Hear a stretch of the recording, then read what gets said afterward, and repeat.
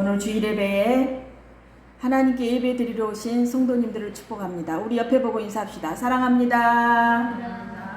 축복합니다. 오늘 새로운 성도님도 보이십니다. 너무 감사합니다. 우리 모두는 기도해야 한다는 것을 알고 있습니다.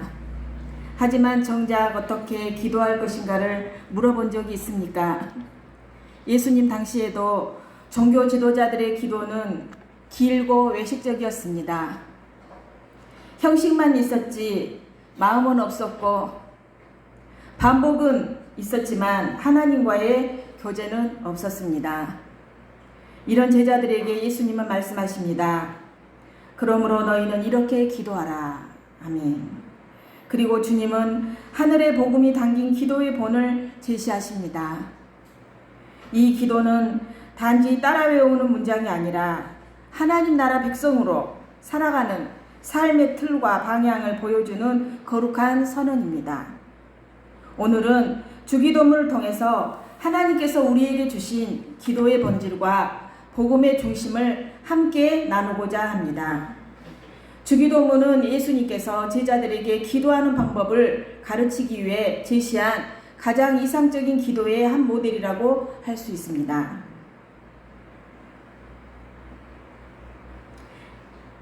이러한 근거는 너희는 이렇게 기도하라는 규절에 분명히 나타나고 있습니다. 그렇지만 예수님께서는 정확히 주기도문에 나타난 말들만 사용하고 다른 말들은 사용하지 말라고 하신 것은 아닙니다. 다만 이런 방법으로 기도하라고 말씀하셨습니다. 이 주기도문은 약 3세기 이후부터 모든 교회에서 사용되어 왔습니다. 그러나 지금에 와서는 주기도문의 근본적인 목적은 사라지고 주님께서 정죄하고 계셨던 형식주의, 곧 아무런 의미 없이 습관적으로 주기도문을 암송하는 태도로 말미암아 오히려 기도하지 않는 것보다 못할 경우가 있습니다. 그러나 우리들은 아무리 반복되는 기도라 할지라도 결코 근성으로 행하지 않고 예수님께서 보여주신 기도의 모본에 따라 하나님의 뜻 안에서 기도할 수 있는 자세를 가져야 하겠습니다. 여러분 기도 많이 하십니까? 제가 우연히 조윤기 목사님 설교를 듣고 있다가 한 간증을 보게 되었는데 목사님이 그런 간증을 하셔요. 어떤 성도님이 뇌하수체 암에 걸려가지고 이제 죽는다, 병원에서 죽는다 라는 그런 사형 선고를 받았어요. 그런데 죽기 전에 이 주기도문을 그분이 1000번을 외우면서 기도하셨답니다. 그러니까 하늘에서 불이 떨어져가지고 깨끗하게 치유함을 받았습니다. 여러분 우리도 기도 많이 주기도문은 예수님이 가르쳐 주신 기도 아닙니까? 항상 주기도문을 외우면서 기도하는 우리 성도님들이 되셨으면 좋겠습니다.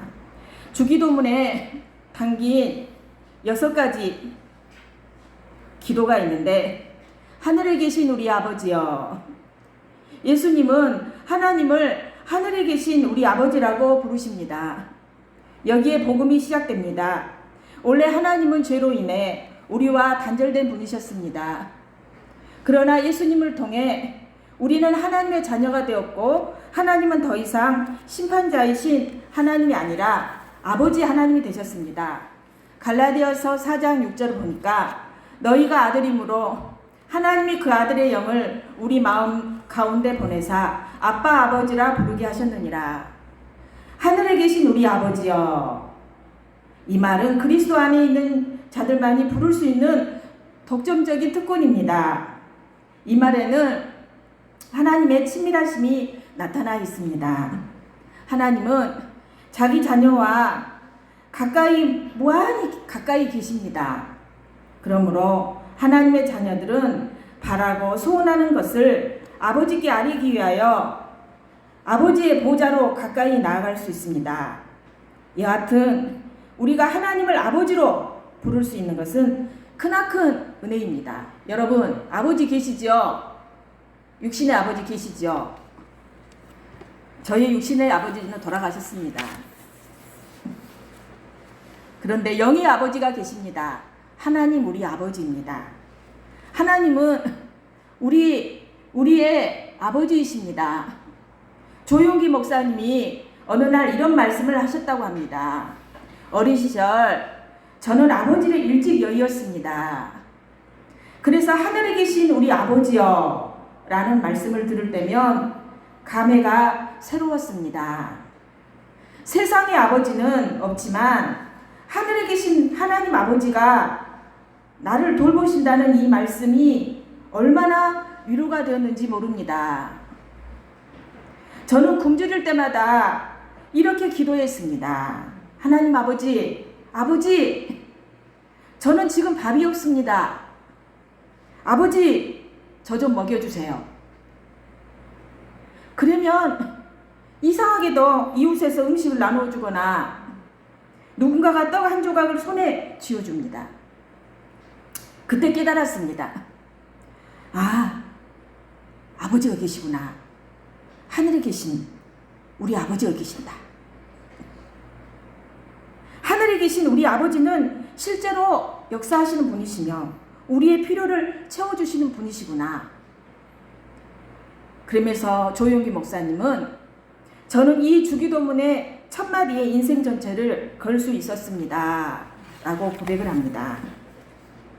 미국의 한 대통령이 백악관에서 회의를 진행하던 중이었습니다. 그 회의에는 각국 대사와 참모들, 군 장정들이 참석해 있었습니다. 그런데 그 방으로 조그만 아이가 문을 벌컥 열고 들어옵니다. 경호원들이 놀라려는 찰나 대통령이 웃으며 말을 합니다. 아, 괜찮습니다. 제 아들입니다. 대통령이라 해도, 여러분, 대통령이라 해도 아들은 언제든지 아버지를 만날 수 있습니다. 왜냐? 내 아들이니까요. 대통령이 아버지니까요. 그래서 우리가 하나님을 아버지라고 부를 수 있고 만날 수 있다는 것입니다. 믿으십니까? 아멘. 이름이 거룩히 여김을 받으시오며, 거룩히 여김이란 하나님의 이름이 세상에서 존귀하게 여김을 받는 것입니다. 우리는 종종 기도를 나 중심으로 시작하지만 예수님은 기도의 시작을 하나님 중심, 하나님을 높이는 기도로 가르치셨습니다. 너희는 먼저 그의 나라와 그의 의를 구하라. 그리하면 이 모든 것을 너희에게 더하시리라. 아멘. 예수님은 기도의 시작을 하나님 중심, 하나님을 높이는 기도로 가르치셨습니다. 이 기도는 하나님, 내 삶 속에서 주의 이름이 더럽혀지지 않게 해주십시오. 내 생각과 말과 행동이 주의 거룩하심을 드러내게 해주십시오. 라는 간구입니다. 하나님의 이름을 거룩하게 한다. 그것은 바로 하나님을 경외하고 그분께 영광을 올려드리고 그분을 영화롭게 하고 높이는 것을 말합니다. 하나님의 이름을 높일 수 있는 마음은 무엇입니까? 그것은 겸손한 마음입니다. 감사하는 마음입니다. 하나님을 경외하는 마음입니다. 이러한 마음들을 통해 우리는 하나님을 높일 수 있고 그분만이 영광을 받을 분이라는 신앙 고백이 나올 수 있는 것입니다. 찰스 스펄전 목사님은 이런 말을 했다고 합니다. 하나님을 높이지 않는 기도는 하늘에 닿지 못한다. 여러분, 우리가 아무리 기도를 많이 해도요, 하나님을 높이지 않는 기도는 하늘에 닿지 못한다고 찰스 스펄전 목사님은 말을 했습니다. 예배 중 찬양대가 준비한 찬양이 끝나니까 한 성도가 이렇게 말을 합니다. 오늘 찬양이 제 마음에는 별로였어요. 라고 이야기를 해요. 그 말을 들은 지휘자가 대답을 합니다. 괜찮습니다. 그 찬양은 당신에게 드린 게 아니고 하나님께 드렸으니까요. 그렇습니다. 주기도문의 첫 기도는 하나님을 향한 경외와 예배의 기도입니다. 10절에 보면 나라가 임하시오며 뜻이 하늘에서 이루어진 것 같이 땅에서도 이루어지이다. 아멘. 하나님의 주권을 구하는 기도입니다. 하나님의 나라, 즉 하나님의 통치가 이 땅에 임하기를 구하는 기도입니다. 정작 불의와 악독이 가득한 이 세상에 하나님의 뜻이 넓게 퍼져서 악의 세력들이 추방되고 올바른 정의가 심어지도록 우리는 기도해야 하고 힘써야 합니다. 뜻이 하늘에서 이룬 것 같이 땅에서도 이루어지이다. 아멘. 하늘의 모든 천사가 하나님의 뜻에 순종하는 것처럼 우리들도 땅에서 완전하게 하나님의 뜻에 순종하도록 해달라는 말입니다. 그러므로 세상에서 진행되는 모든 일이 인간의 뜻대로 이루어지기를 원해서는 안 되고 하나님의 뜻대로 이루어지도록 힘써야 합니다. 한편 예수님께서는 이 일에 대해 먼저 모범을 보이셨는데 겟세마네 동산에서 나의 온대로 마옵시고 아버지의 온대로 하옵소서 라고 기도하셨습니다. 이처럼 우리도 간구할 때 나로 하여금 당신의 뜻을 행할 수 있게 하옵시며 당신의 뜻에 대한 바른 지식과 그것에 합당한 순종의 은혜를 주시옵소서 라는 간구를 해야 하고 그대로 지키기를 힘써야 합니다. 선교지에서 사역하는 한 성도가 이런 기도를 했다고 합니다. 하나님, 저의 꿈을 이루어 주시지 말고 하나님의 뜻에 저를 사용하여 주시옵소서. 이렇게 기도를 했습니다. 이것이 바로 주기도문의 마음입니다. 오늘 우리에게 일용할 양식을 주시옵고 아멘. 이 의미는 하나님, 오늘 우리에게 하루 동안 필요로 하는 몫을 주시옵소서 라는 뜻입니다. 우리는 어떻게 기도합니까? 하나님, 좀 풍성하게 주십시오. 그렇게 기도할 때가 많잖아요. 하나님, 좀 부족합니다. 우리 집에 이것도 부족하고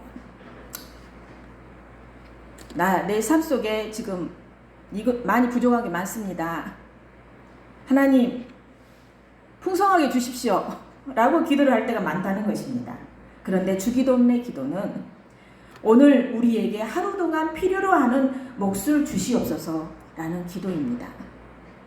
주님께서는 이 간구를 통하여 제자들에게 자기들의 소원과 요청을 절제하라고 가르칩니다.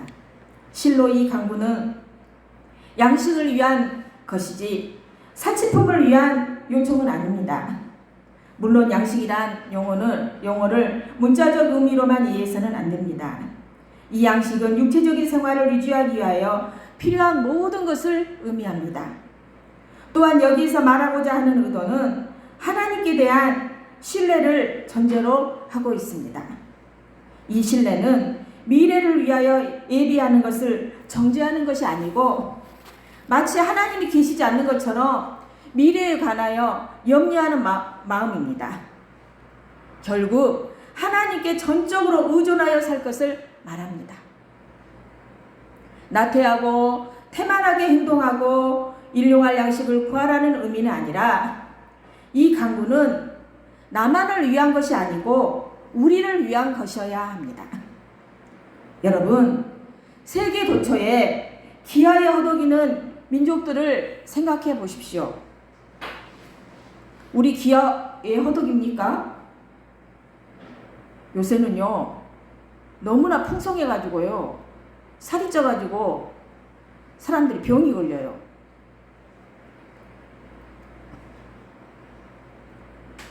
하나님이 얼마나 우리에게 많은 것을 주신지 몰라요. 그런데 아직도 이 세계 곳곳에 보면 세계 도처에 기아에 허덕이는 민족들을 생각해 보십시오. 정작 우리는 이 기도를 할 수 있다는 데도 감사해야 합니다. 그러므로 이 간구는 전 세계에 있는 모든 성도들의 필요도 여기에 포함됩니다. 그리고 우리가 주의해야 될 것은 단지 먹을 양식만 있다고 해서 만족하지 말아야 한다는 것입니다. 오히려 영의 양식에 줄이지 않도록 갈급한 심령을 가져야 하고 그것을 구하기에 힘써야 합니다. 주 여호와의 말씀이니라. 보라, 날이 이를지니라. 내가 기근을 땅에 보내리니 양식이 없어 주림이 아니며 물이 없어 가람이 아니요 여호와의 말씀을 듣지 못한 기갈이라. 이렇게 말씀하십니다. 조지 뮬러는 고아원 사역으로 유명한 기도응답의 사람이었습니다. 하루는 고아원에 먹을 것이 하나도 남지 않았습니다. 그는 아이들을 식탁 앞에 앉혀놓고 이렇게 기도합니다. 주님, 오늘도 우리의 일용할 양식을 주심을 감사드립니다. 아멘. 여러분, 믿음이 좋죠? 아무것도 없는데 식탁에 딱 그릇을 놔두고 그렇게 기도를 합니다. 그러자 기도가 끝나자마자 누군가 문을 두드렸습니다. 목사님, 빵을 실은 마차가 고장이 났는데 혹시 이 빵을 드릴 수 있을까요? 라고 묻습니다. 그렇습니다. 하나님은 오늘 필요한 은혜를 정확히 주시는 분이십니다. 12절 보니까 우리가 우리에게 죄 지은 자를 사하여 준 것 같이 우리 죄를 사하여 주시옵고. 아멘. 용서는 기도의 핵심입니다. 우리는 용서받아야 될 존재입니다. 그러나 동시에 다른 사람을 용서해야 될 책임도 있습니다. 예수님은 너희가 용서하지 않으면 너희 아버지께서도 용서하지 않으신다고 단호하게 말씀하십니다. 이것은 조건적 구원을 말하는 것이 아니라 진정으로 하나님의 용서를 받은 자는 다른 사람을 용서할 수밖에 없다는 것입니다. 우리의 죄를 사함받은 것은 우리의 공로가 아닙니다. 실로 죄사함은 하나님의 값없는 은총입니다. 하나님의 은혜와 긍휼 그리고 자비에 근거합니다. 우리가 다른 사람들을 용서해 주는 일은 대단히 중요합니다. 실제로 용서해 주는 일 없이는 우리는 죄사함을 받을 수 없습니다. 14절에서 15절 말씀에 보니까 너희가 사람의 잘못을 용서하면 너희 하늘 아버지께서도 너희 잘못을 용서하시려니와 너희가 사람의 잘못을 용서하지 아니하면 너희 아버지께서도 너희 잘못을 용서하지 아니하시리라. 이렇게 말씀합니다. 그러므로 우리는 구원을 얻기 위해서는 먼저 하나님을 믿어야 할 뿐만 아니라 다른 사람을 용서할 줄도 알아야 합니다. 여러분, 다른 사람을 용서하고 마음에 설사 미움의 마음이 있다 할지라도 저도 사람을 많이 미워할 때가 많아요. 저도 사람이에요. 제가 아무리 목사지만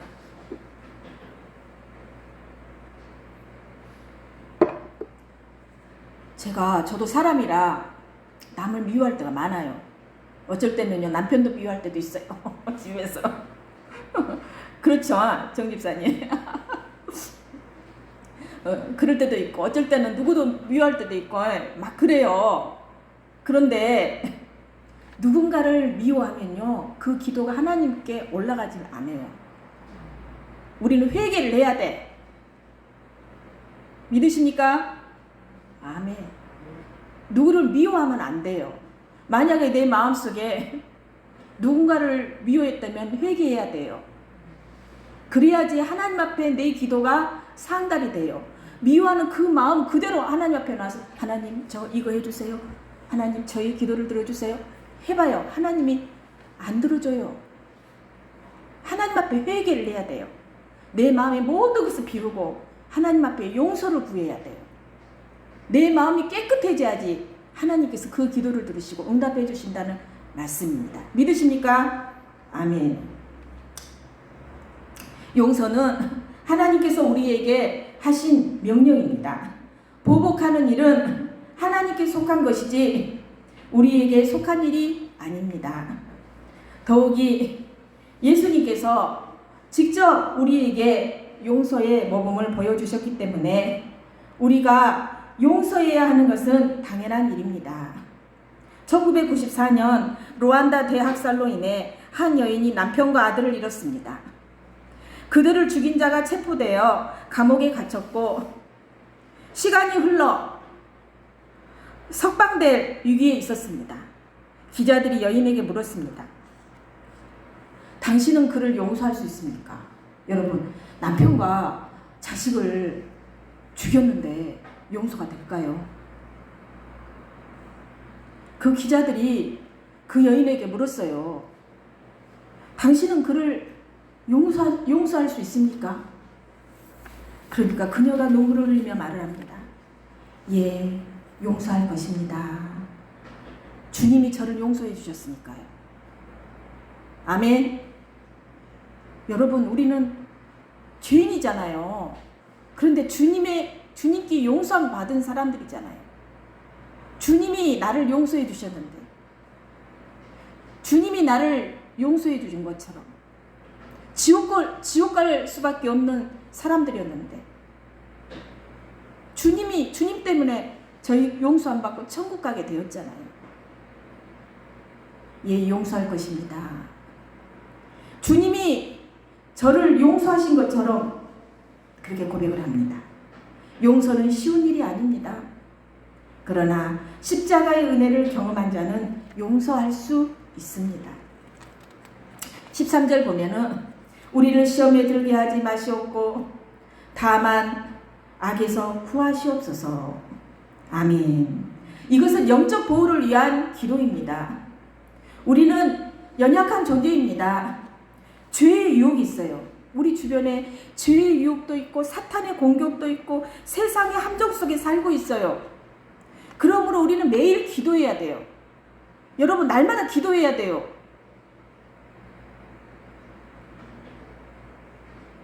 주여, 나를 시험에 들지 않게 하시고 악한 자로부터 지켜주십시오. 라고 날마다 기도를 해야 돼요. 이 기도는 두려움의 기도가 아니라 하나님의 도우심을 신뢰하는 기도입니다. 우리가 스스로 시험에 빠져들게 되는 원인은 대부분 세상과 긴밀한 관계 속에서 옛사람의 구습을 따라 살기 때문이에요. 실로 구원받은 죄인 각자가 얼마나 많은 시험에 견딜 수 있는지, 또 어느 정도 힘든 시험에 견딜 수 있는지를 아시는 분은 하나님 뿐이세요. 그러므로 우리는 끊임없이 도전해오는 악과 세상과 자기의 육체적 소욕의 공격으로부터 좌절하지 말고 어떤 처지에 있더라도 항상 악을 물리치도록 애써야 해요. 후렴에 나라와 권세와 영광이 아버지께 영원히 있사옵나이다. 아멘.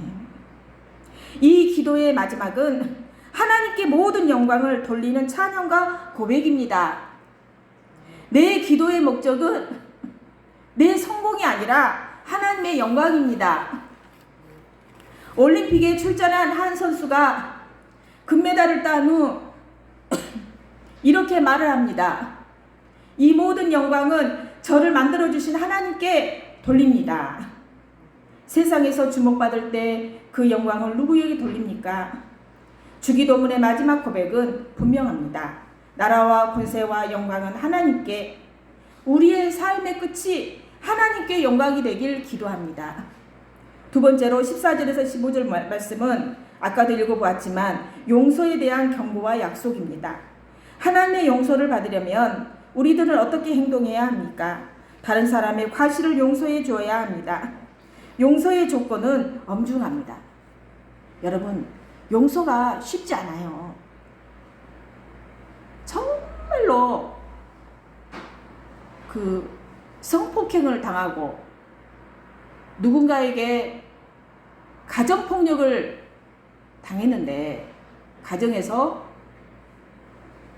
가정폭력을 당하고 또 누군가에게 성폭력을 당하고 한 그 사람들한테 가가지고 그 가해자를 용서하라고 그렇게 쉽게 그 말이 나오겠습니까? 얼마나 그 사람은 죽을 만큼 마음이 아프겠습니까? 우리가 용서라고 말이 쉽게 안 나와요.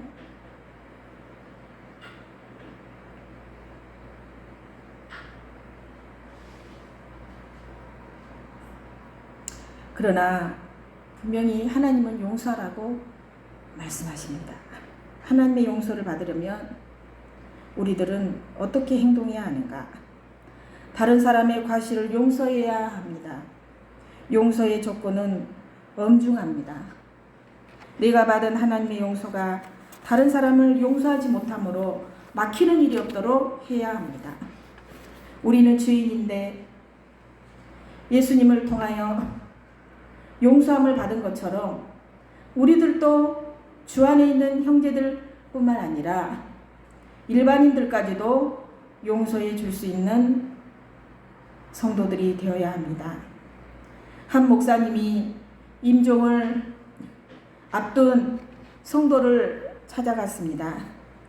그는 숨을 가쁘게 쉬며 힘겹게 말을 이어갔습니다. 목사님, 저는 기도도 잘 못했어요. 하지만 주기도문은 매일 아침 잊지 않고 드렸습니다. 그 말에 목사님은 눈물을 흘리며 이렇게 말했다고 합니다. 그 기도 안에 다 있었습니다. 하나님은 다 들으셨습니다. 주기도문, 예수님이 가르쳐 주신 기도 안에 다 있다는 것입니다. 사랑하는 성도 여러분, 주님께서 가르쳐 주신 이 기도는 단순한 기도의 형식이 아닙니다. 이것은 예수 그리스도의 구속사역 전체를 압축하고 담고 있는 복음의 기도입니다. 하늘에 계신 우리 아버지여 라고 부를 수 있게 된 것은 예수님께서 십자가에서 나의 하나님 어찌하여 나를 버리셨나이까 라고 부르고 아버지와의 관계가 끊긴 심판을 대신 감당하셨기 때문입니다. 여러분, 아버지 불러보십시오. 저도 기도하면서 앉아가지고 아버지 이렇게 부르면요 마음이 너무 평안해져요. 왜 내 아버지가 듣고 계시잖아요.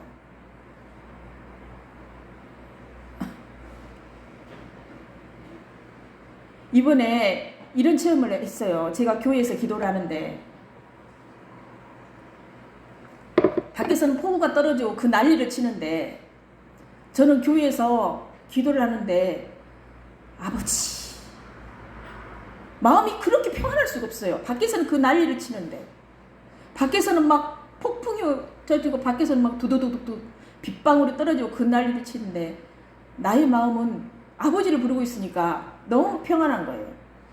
그래서 내가 밖에서는 이렇게 폭우가 쏟아지고 난리인데 내 마음은 왜 이렇게 평안하지? 왜냐? 아버지가 나와 함께 하시니까. 우리는 하나님의 이름을 거룩하게 하지 못한 자들이었습니다. 그러나 예수님께서 자신의 몸을 찢고 피를 흘리심으로 그 이름을 우리 안에서 거룩하게 하셨습니다. 우리가 하나님의 나라를 구할 수 있는 이유는 예수님께서 하나님의 뜻을 따라 십자가에 순종하심으로 그 나라의 문을 여셨기 때문입니다. 우리는 자격 없는 자였지만 그분의 피로 나라의 백성이 되었습니다. 일용할 양식조차 지급할 수 없는 인생들에게 하나님은 광야 같은 세상 속에서 생명의 떡이신 예수님을 보내주셨습니다. 우리가 죄사함을 구할 수 있는 이유는 예수님께서 우리 대신 벌받으시고 그 입술에서 아버지여 저들을 사하여 주옵소서 라는 중보의 기도를 들으셨기 때문입니다.